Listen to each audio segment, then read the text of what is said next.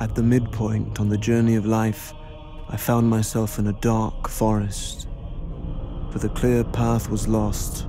The game starts on the surface, which is how the poem starts. You know, you're sort of leaping into hell.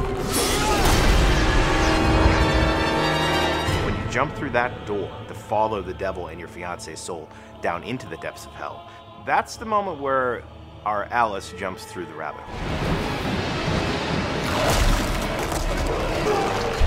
Whoa, this is unlike anything on Earth, right? It's hell.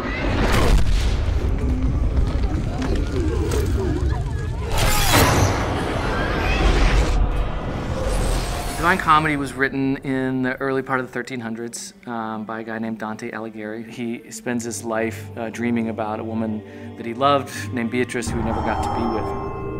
He writes this poem, which is basically about his journey through the afterlife to get to her. The number one thing that Dante Alighieri is remembered for is creating that typical view of hell, the medieval vision that has lasted throughout the ages. Dante essentially introduces the concept of the 9 circles of hell. I mean, it lays it out level by level, you know, the punishments of hell and where each sinner goes in hell in these different circles. He's literally like laying out a map of hell. The poem itself was disturbing, and it describes the different rings of hell and all this anguish and suffering. And I think that's also one of the most appealing aspects of it. I read the poem and thought right away, like, that's a video game. We can make a video game out of that. Go to hell, that's our game. Simple and it's to the point. Face the ultimate boss, which is Lucifer himself. Once you hear the pitch about what the fiction's going to be, it just instantly makes sense. One of the most important things for us was to literally follow the map of hell that Dante wrote so clearly in the poem. We're not going to create a circle called jealousy or shoplifting, yeah? We're going to go with the circles that are actually in the poem.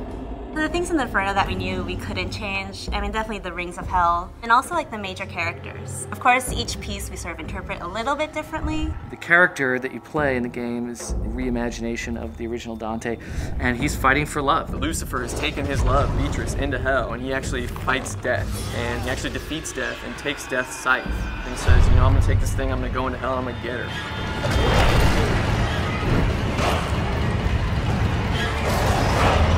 Facing some of the most insane monsters that hell has to throw at him. He's got to be kind of an over-the-top action hero.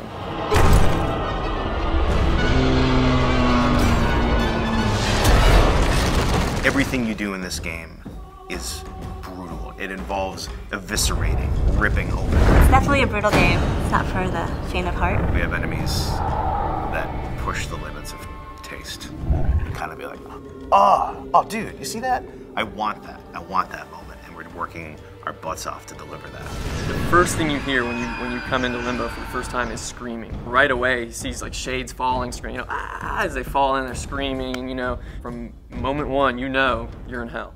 People are being vomited into hell. Masses of people huddled together, naked and scared, cold and huddled. Oh, the humanity. And then Big Minos is gonna judge you at the end. It's bad. Like, it only gets worse from there. You know, it's all downhill from there. It's going to get much crazier as you descend. It's just going to get really dark very quickly once you pass Minos. This is hell proper. Here we go.